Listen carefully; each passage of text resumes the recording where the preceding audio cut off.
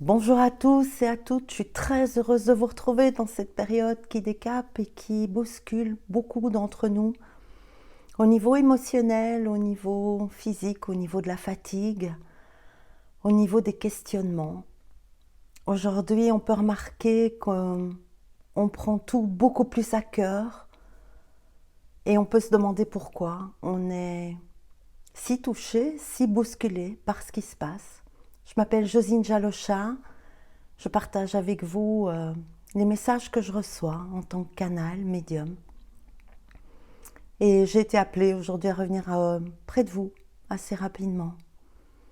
On peut remarquer avec les énergies ambiantes qui sont électriques et que beaucoup peuvent ressentir, qu'on a aussi en parallèle de ça un sens de l'observation, du ressenti, de tous nos capteurs qui est en augmentation. Ce qui provoque évidemment beaucoup de fatigue chez beaucoup d'entre nous, parfois des maux physiques, mais aussi une espèce de feu, de surexcitation qui peut aussi d'ailleurs créer de la fatigue. On voit plus, on sent plus, on a plus de discernement, on est plus guidé. D'ailleurs, en préparant mes cartes pour venir m'asseoir pour vous parler, j'ai pris un tarot et une carte est tombée. Bien guidé, bien guidé. Être bien guidé, bien guidé. Oui, mais par quoi? Par qui? Comment? Comment on fait quand on est survolté à ce point-là, quand tout nous touche, quand tout nous bouscule, pour accepter cette situation, parce qu'en fait, accepter, c'est la solution. La première chose qu'on peut voir, c'est que comme on prend tout à cœur, on est à fleur de peau et que nos réactions peuvent être vives, elles peuvent être fulgurantes et qu'un certain calme est peut-être nécessaire pour apprivoiser ce nouvel état de réceptivité qui nous est accordé à tous en ce moment. Justement, sentir plus tout, voir mieux tout, augmenter le discernement, augmenter la clarté, augmenter la confiance en ce qui ressent en nous, qui voit,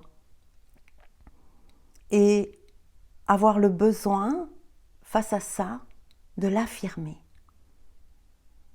J'ai besoin d'affirmer d'une manière ou d'une autre maintenant ce que je vois, ce que je discerne de manière plus claire de ma vie, de ma famille, de mon couple, de mon travail, de mes choix. Et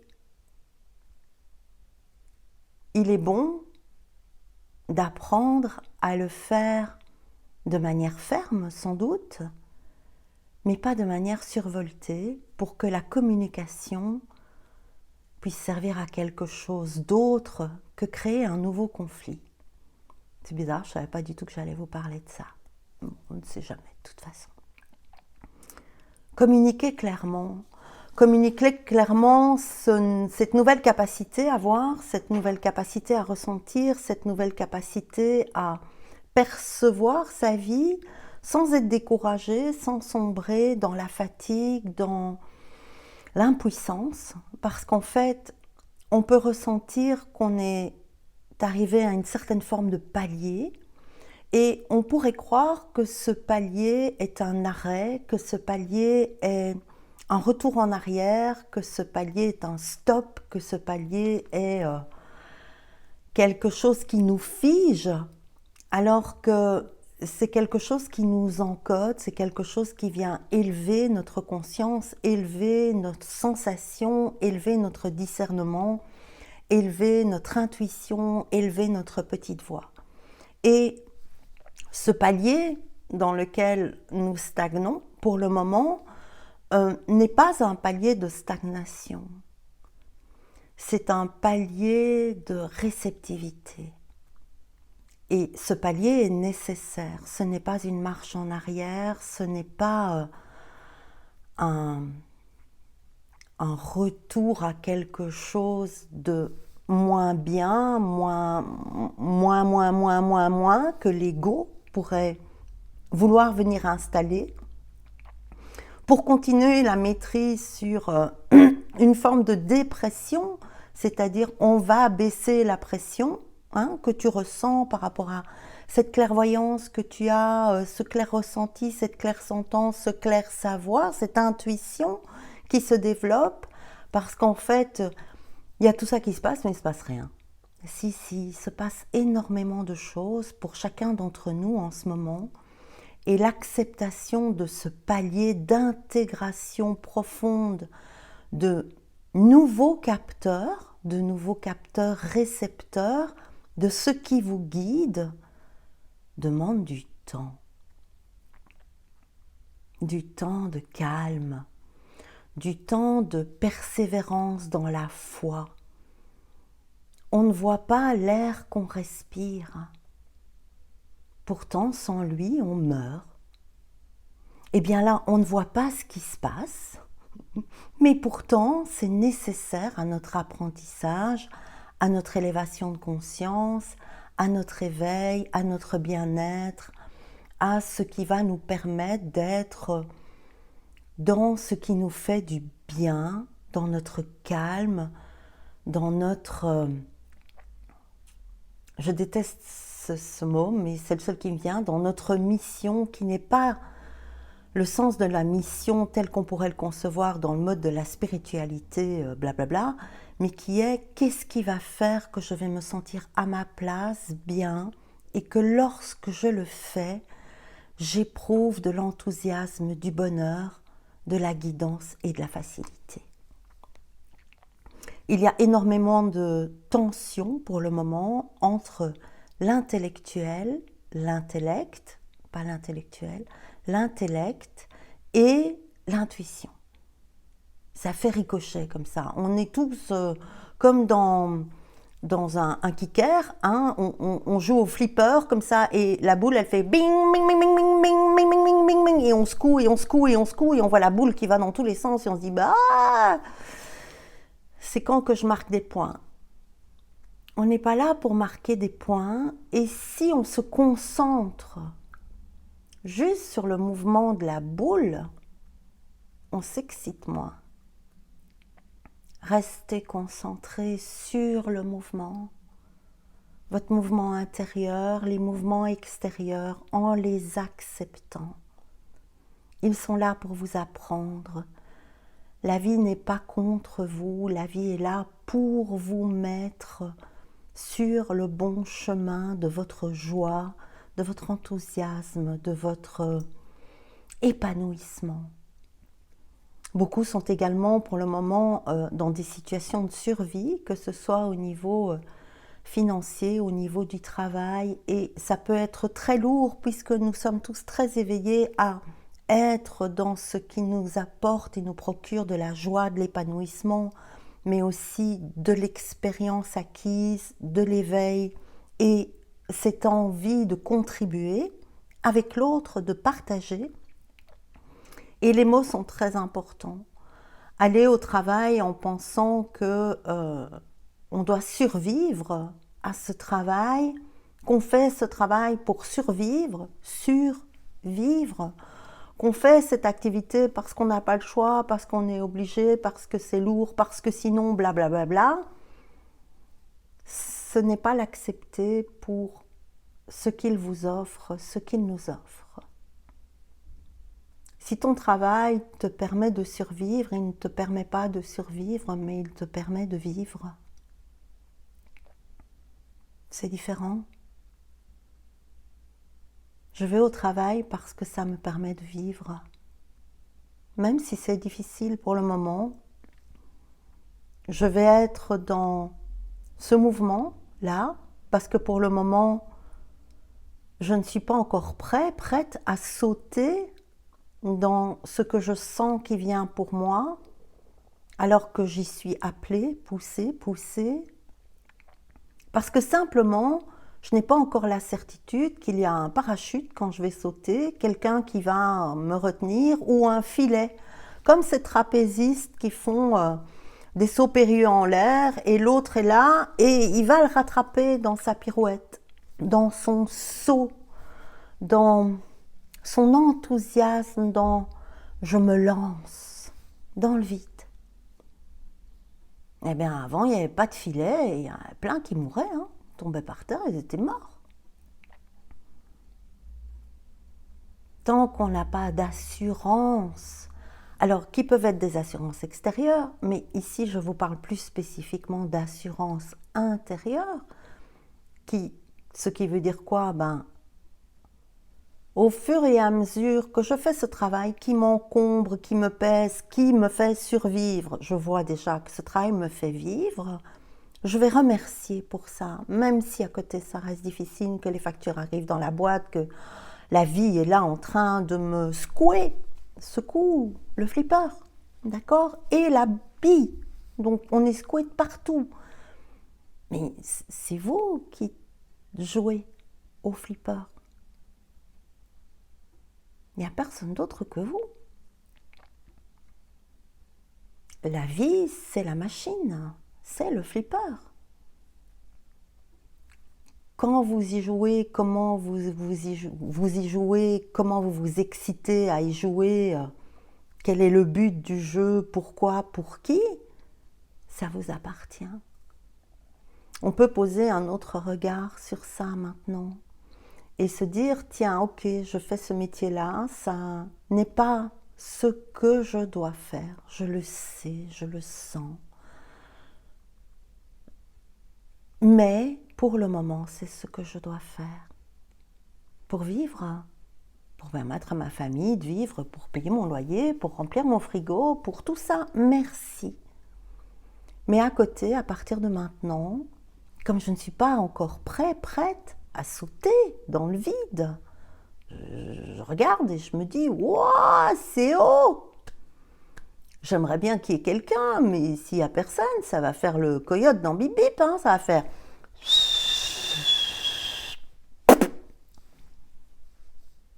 Et moi, je ne veux pas m'écraser en bas. Et une fois qu'on est prêt au saut, parce que les synchronicités de la vie, notre attention, notre intention, notre concentration, notre calme, notre foi, les synchronicités, quand tout ça vient se mettre autour de nous, on est en haut de la falaise et il y a quelqu'un qui arrive et qui dit « Ah voilà, je t'apporte un deltaplane, je t'apporte une voile, je t'apporte un parachute, je viens te mettre un élastique, je viens te mettre une corde. » Et au fur et à mesure où vous faites ce métier pour vivre, en consacrant du temps à quoi? Sur le côté, à votre bien-être, à votre respiration, à aller dans la nature, à permettre que l'expérience vécue redevienne une expérience intérieure douce. Pas une expérience du mental, de l'ego qui veut, qui arrive pas, qui arrivera jamais, parce que. Il y a le flipper. Le flipper, on a tous le même. Hein. On a tous le même flipper, on a tous vécu des horreurs, Tu n'es pas seul. On a tous nos histoires, tous les mêmes. Tous des trucs graves, tous des maladies, tous des décès, tous des pertes, tous des échecs, tous des dévalorisations, tous des humiliations, tous des abus. Tout le monde. On est tous avec le flipper. Et aujourd'hui, il est secoué. Il est secoué pour que celui qui joue soit concentré sur le mouvement. Pour que ce mouvement fasse moins de bruit. Quand on joue au flipper, on crie, on s'excite, on va vite, on regarde la boule comme ça, et ça fait ding, ding, ding, ding, ding. C'est pas ça qu'il faut regarder. Il faut respirer et suivre le mouvement et jouer. Pas jouer à la survie, mais ressentir la vie. Ressentir la vie, l'accompagner. Où est-ce que mon enthousiasme se trouve? Quand est-ce que lorsque je fais quelque chose, je ne vois pas le temps passer? Ça peut être n'importe quoi. Écrire, lire, cuisiner, décorer sa maison, aller se promener, faire des mandalas, des jeux, des mots croisés, la poterie, partager, raconter des histoires à ses petits-enfants, toutes les choses de la vie sont là parce qu'il y en a une pour laquelle tu es faite, pour le faire de ta propre manière, pour le faire avec enthousiasme, avec joie, où le temps s'arrête. Le mouvement devient ton mouvement intérieur. Plus tu vas faire ça, plus tu vas aller à cet endroit, plus tu vas le développer à côté de ce que tu es obligé encore de faire parce que tu ne sais pas que tu as ton parachute et qu'il n'est pas là encore. Tu es juste au-dessus de la montagne et tu fais « Waouh, c'est haut !» Je vais me ratatiner la figure là en bas, je vais être comme une crêpe quoi. Non, non, non, non. Écoute ça. Si la peur est plus forte que l'enthousiasme, c'est que tu n'as pas encore eu assez de synchronicité de la vie qui viennent te confirmer que tu peux y aller. Vas-y, ça y est, c'est le bon moment. C'est le bon moment pour toi. Alors, on peut aussi pour le moment être en train d'apprendre une chose très très importante. C'est-à-dire que nos résistances sont bousculées. On nous pousse dans nos retranchements. La résistance, c'est le refus. D'accord? Je veux pas. C'est non. Ou j'y crois pas. Et beaucoup de personnes pour le moment sceptiques s'ouvrent, mais avec un fond de scepticisme dans la croyance qui est très très grand. Très grand. Donc c'est non. Et aujourd'hui, ce qu'il nous est demandé d'accepter, c'est peut-être de faire une différence entre être dans la résistance, le refus, être sceptique, non, et de ne pas tomber dans « Waouh, je fly, je me lance et je me crache parce que j'y crois pas en moi. Mais on m'a dit que si je me lançais, alors tout irait bien. Ne faites surtout pas ça, hein. C'est pas l'autre qui va vous dire « Vas-y ». C'est la vie qui va vous porter à y aller par ses synchronicités, par son aide, qui est partout, à partir du moment où on consacre du temps à ce qui nous fait sortir du temps, qui est différent pour chacun d'entre nous, qui est l'endroit de notre paix, l'endroit de notre caractère unique. Si on veut bien voir la différence entre être sceptique, non, non, non, feu rouge, passage à niveau, sens interdit, hein, barrière, tout ça, non. Et le feu vert, vas-y, waouh, hein, si le passage à niveau il ne se ferme pas au moment où le train arrive, bah, vous prenez le train, d'accord? Donc, l'entre-deux, entre le rouge et le vert, c'est quoi? Mais c'est l'avertissement, c'est le feu clignotant, où on a le choix. Tiens, bah si on est en voiture et qu'on est assez près du feu, on sait qu'on peut traverser sans risque d'être flashé ou d'avoir un accident parce que ça démarre au vert de l'autre côté. Si c'est le passage à niveau, bon, on a envie de prendre moins de risques, hein, parce que quand ça clignote, là, il y a déjà la barrière qui s'abaisse, ding, ding, ding, ding, ding, ding, et on sait qu'on doit s'arrêter. Quel est votre feu clignotant? Qu'est-ce que vous allez en faire? Eh bien, peut-être que le feu clignotant, c'est le discernement, la critique, l'esprit critique. Mais l'esprit critique, c'est le discernement. Pas critique en jugeant, non, l'esprit critique. Est-ce que l'esprit critique ne serait pas différent de l'esprit sceptique?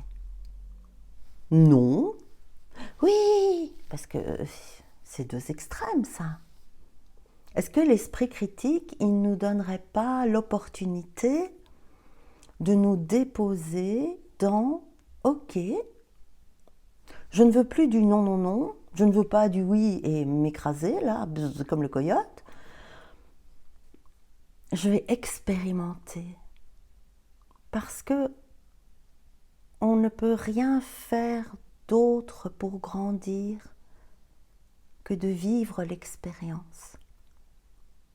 Vivre l'expérience de quoi? Parfois de ce qu'on est obligé encore de faire pour vivre, mais aussi de prendre le choix d'à côté, prendre du temps pour ce qui nous fait du bien, qui nous enthousiasme, et y consacrer du temps, pas 5 heures par jour, 15 minutes, une demi-heure, expérimenter cette joie, cet enthousiasme, sans but. Ah, si je fais ça, alors peut-être que je vais devenir guérisseur, chaman, machin, chef reconnu dans un grand restaurant, dirigeant du... Non! On ne fait pas les choses en se projetant de si je le fais maintenant, très concentré, alors ça va me mener... Non, parce qu'alors ce qui fait dans l'instant, c'est l'ego, c'est le mental qui prévoit que peut-être après, enfin, on sera bien. La vie, c'est être bien à chaque instant, se concentrer sur l'instant, le vivre pleinement. Et si on décide d'avoir ce discernement, cet esprit critique, en expérimentant, je vais vous donner un exemple. On va prendre un critique gastronomique. Et j'adore, il m'envoie un exemple merveilleux. Il m'envoie l'exemple du dessin animé Ratatouille. Vous savez, ce rat qui est un chef culinaire hors norme, vraiment, qui fait que des choses délicieuses, mais c'est un rat. Avec toute la croyance de ce qu'est un rat, dégueulasse, machin, tout ça, c'est un rat, quoi. Père qui fait les poubelles. Et ce rat-là, lui, il a un goût, il a une imagination, il a son génie, sa glande pinéale qui est ouverte. La glande pinéale, elle donne accès au génie, à l'être, à la guidance. Et on l'a tous. Et elle peut tous, chez chacun d'entre nous, chez toi, capter cette part de génie dans l'enthousiasme. Ah oui! Et pas rester dans « oh, ce serait tellement bien ». Non, fais-le, expérimente.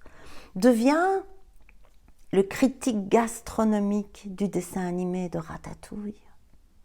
C'est un critique comme ça, très sévère. Il est tout aigri, il est tout éteint, il s'emmerde dans son métier. La seule chose qui l'intéresse, c'est d'être méchant, pour garder son pouvoir d'ego comme ça. Et les rats, c'est de la merde. Et je vais le descendre et je vais tout foutre en l'air. Et un critique gastronomique, qu'est-ce qu'il fait? Il expérimente. Pourquoi je prends ce dessin animé-là comme exemple? Parce que les critiques gastronomiques, en général, ils ont beaucoup d'ego. Hein. Ils ont un ego à défendre dans moi, je sais ce qui est bon. Hein. Bon, voilà, c'est un peu 1 étoile, 2 étoiles, 3 étoiles. Oh, plus d'étoiles! Et le mec, il se suicide, hein, parce que voilà. Être jugé par une personne qui, dans ce cas-là, se permet de cataloguer un enthousiasme, une envie, et de la réduire à néant. À qui allez-vous donner votre pouvoir dans votre enthousiasme? Super important. Et ce critique gastronomique vient et déguste un plat, loin de ses croyances, loin de sa croyance du rat, loin de sa croyance du tout. Il est revenu dans le feu clignotant rouge. Je ne sais pas, je ne sais plus, je ne peux plus dire non, et je ne vais pas rester dans ce que j'ai toujours été et foncer là-dedans. Je vais rentrer dans le feu clignotant de l'expérience et me laisser surprendre par la grâce, la joie, le calme, le bonheur que me procure l'expérience de tester. Je vais tester. Et tout me dira oui ou non, c'était oui, non, c'était oui ou non. Je suis à l'envers, donc c'est pas facile. Expérimentez sans but. Posez-vous. Profitez de votre esprit de discernement qui vous fait tellement grandir, parfois en secouant très fort le flipper. La vie est là pour vous, elle n'est pas là contre vous. Plus des choses vont vous dire non, plus elles vous poussent à aller vers oui, ton parachute est en train d'arriver. Regarde les synchronicités, écoute ceux qui ne sont pas cool avec toi, écoute tes difficultés, écoute ton corps, écoute tes maladies, écoute tes insomnies, écoute ton stress pour redescendre dans ce que tu es, ce que tu aimes, ce qui te procure du bon. Et fais-le. Expérimente. Encode cette information. Chaque fois que tu vas encoder, tu vas recevoir une partie de ton futur parachute où tu verras la construction du filet qui va te réceptionner, la magie de la vie qui est là pour toi, pour nous tous, tout le temps. Expérimente. Alors, qu'est-ce que je ne sais pas, vous voulez quoi? Une petite pause. On va respirer. Respirez. Descendez. C'est tellement calme. Ici, maintenant. Il n'y a rien ici et maintenant.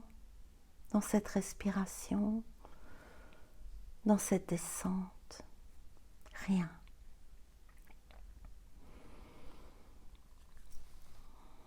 C'est pas. Ça aussi c'est important.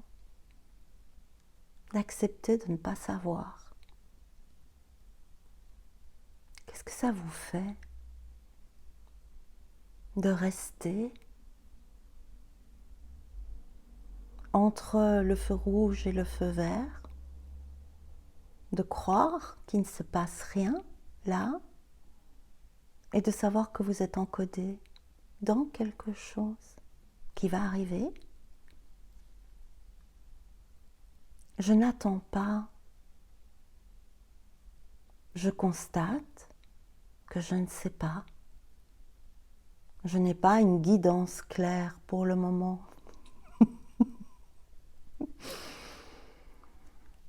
Et je vais respirer et observer mes tarots.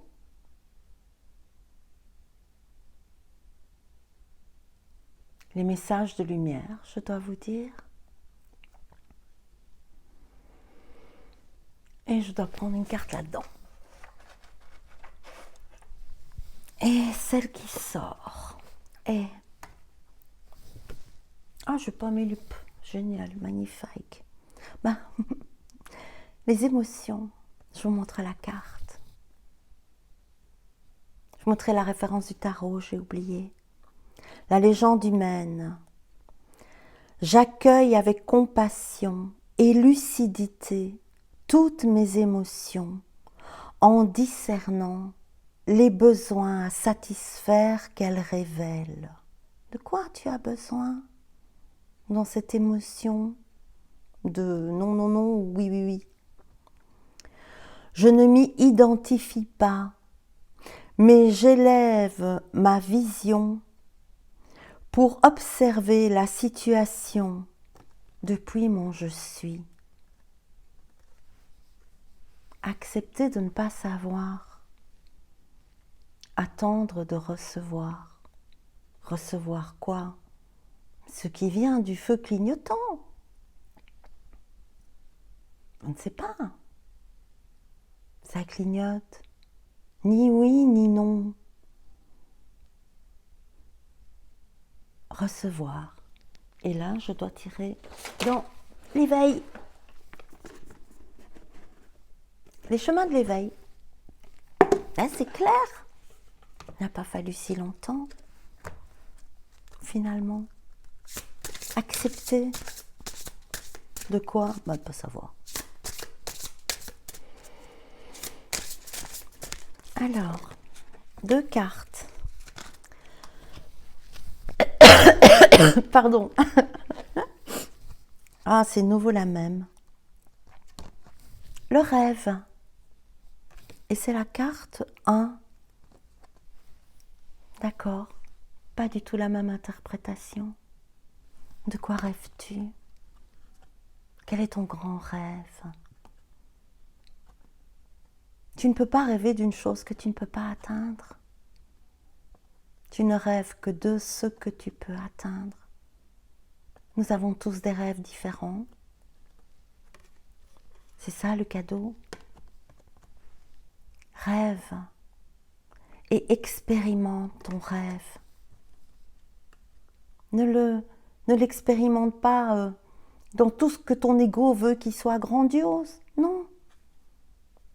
Tu rêves d'être peintre, peins. Tu rêves de jouer du piano, commence. Tu rêves d'écrire, écris. Tu rêves de rassembler des personnes, parle devant tes amis. Dis-leur, voilà, moi j'ai envie de, mais j'ai le trouillomètre à 0, je vous rassemble à la maison. Expérimente. La carte 35, l'indépendance. Tu ne dépends pas de la vie. Tu ne dépends pas de l'autre. Tu ne dépends pas de ton rêve. Tu es celui ou celle qui va le créer. Comment? En l'expérimentant. Et la même. En expérimentant ton éveil dans l'indépendance. Ce qui veut dire quoi? Ben moi je fais. Je fais ce qui me sort du temps. Ah, j'ai toujours rêvé d'être pâtissière. Je vais faire un gâteau pour mes petits-enfants. Ça va être merveilleux. Il va être délicieux. Comme une pro. Mea culpa. Je suis coupable. La carte 15. Le diable. Les désirs qui enchaînent.